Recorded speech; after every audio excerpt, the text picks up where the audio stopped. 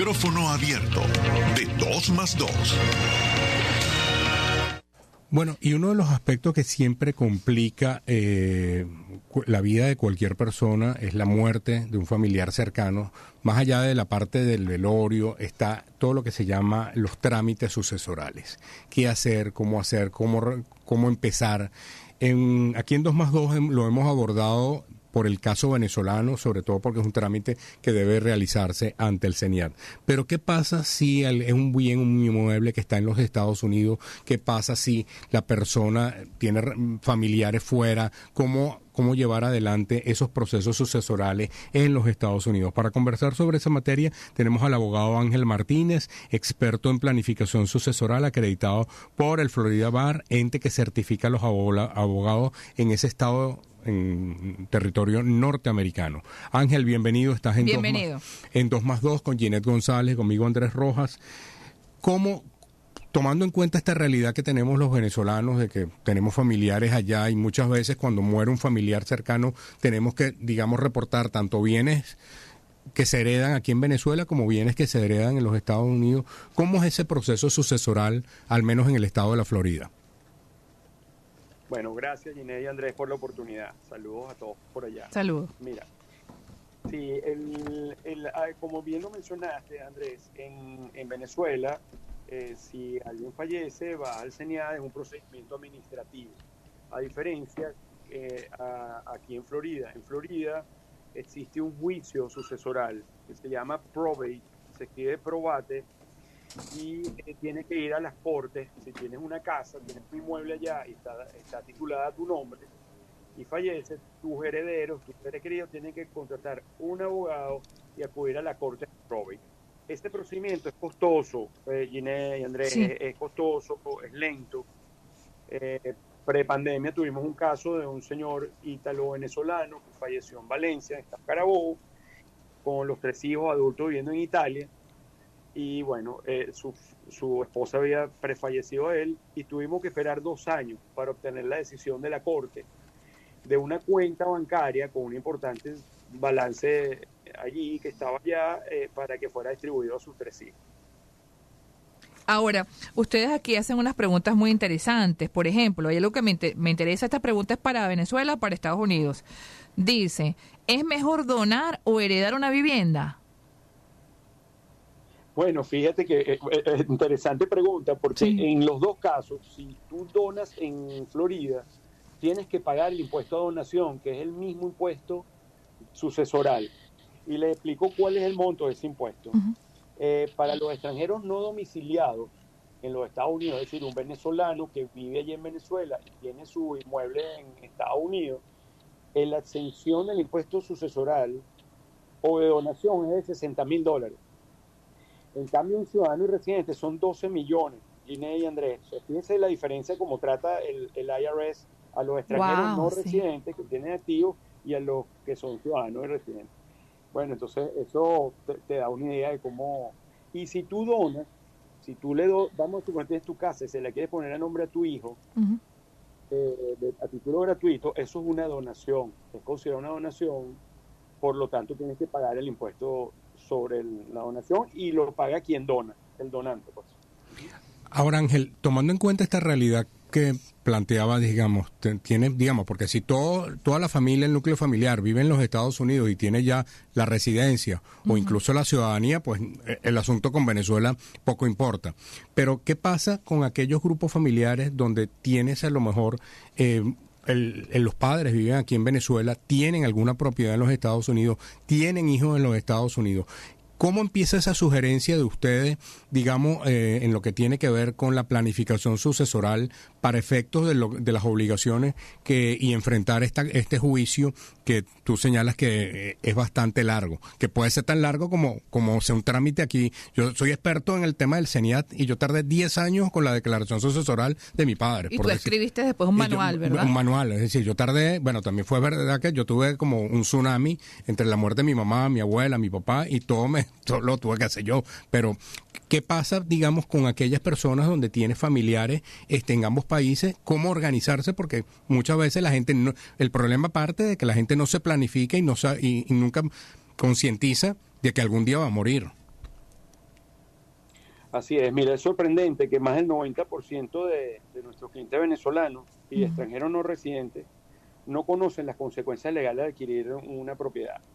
El objetivo de cualquier planificación, Andrés y Ginette, es evitar el probate, ese es el primero. Hay tres grandes objetivos: evitar el probate. ¿Qué es el juicio? Forma de hacerlo, ir al juicio sucesoral. Evitar ir al juicio sucesoral. ¿Perdón? Sí, es que estamos tratando como para explicar, ya lo dijiste, pero recordando que primero es evitar ir al juicio sucesoral, que le dijiste el nombre en inglés. Correcto, el probate. Después, minimizar el impacto fiscal, siendo, respondiendo a tu pregunta, un papá, mamá que vive en Venezuela y tiene sus activos en Estados Unidos, la forma de planificar para minimizar el impacto fiscal es diferente a si estuvieran haciendo vida en los Estados Unidos. Entonces, hay formas de hacerlo. Hay fideicomisos extranjeros, empresas extranjeras que pueden ser las propietarias de los inmuebles, inclusive empresas domésticas de Estados Unidos, porque las acciones, eso es otra cosa que quiero advertirles.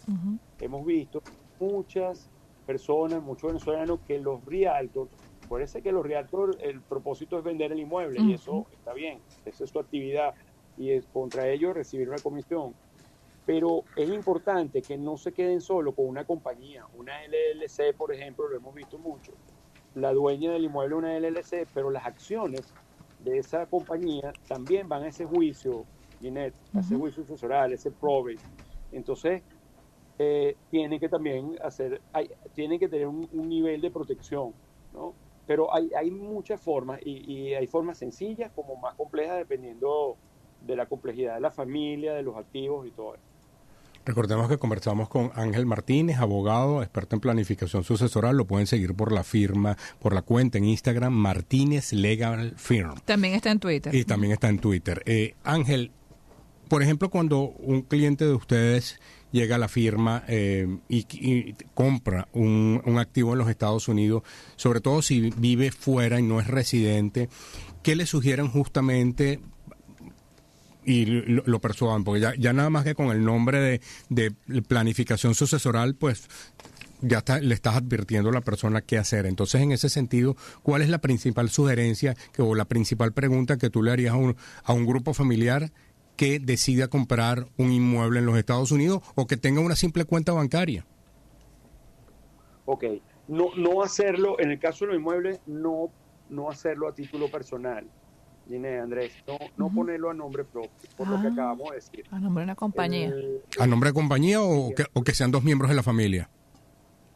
Sí, a nombre de una compañía. Siempre esa compañía tiene que tener dos accionistas. El IRS, cuando tú constituyes una LLC, que por su sigla en inglés es como lo que equivale a una SRL, es Limited Liability Company, es lo que equivale a eso.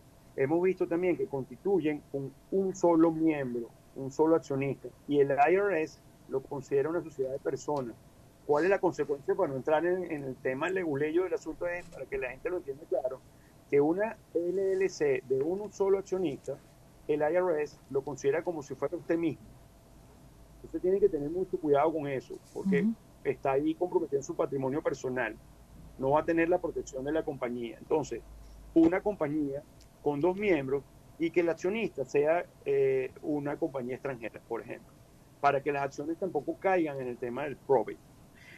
Con esto es un principio, pues, muchos esquemas, como te dije.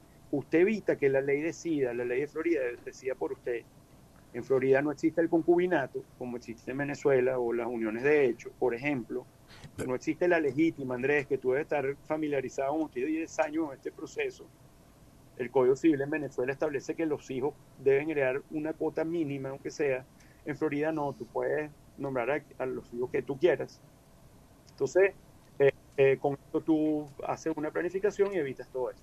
Y esto es decir, tomando en cuenta el régimen federal de los Estados Unidos, obviamente en Georgia o en Alabama o en Nueva York, el régimen sucesoral es diferente. Correcto. El tema del impuesto a las donaciones y sucesorales sí es igual, porque es una ley federal y aplica a todos los estados, los 50 estados de la Unión. Pero el tema sucesoral de distribución sí corresponde a cada estado. En el caso que estamos hablando, en mi caso es Florida, porque yo soy abogado de Florida Bar, como ustedes lo dijeron, y puedo ejercer en Florida. Bueno, muy interesante. Tenemos que tener otra charla porque con él, y sobre todo por los casos que has ido viendo de los venezolanos, un poco con fines pedagógicos. Lo vamos a tener en mente, digamos, Ángel, porque ya tenemos nuestro próximo entrevistado, pero podemos hacer unos tips, por ejemplo, sobre ese caso. Fíjate, hemos ya agarrado casos, algunos aquí mientras que él habla, y sobre todo para recomendar por los casos que él ha ido viendo en los Estados Unidos. Era Ángel Martínez, abogado, experto en planificación sucesoral, y lo pueden seguir por las cuentas en Twitter e Instagram, Martínez Legal Firm.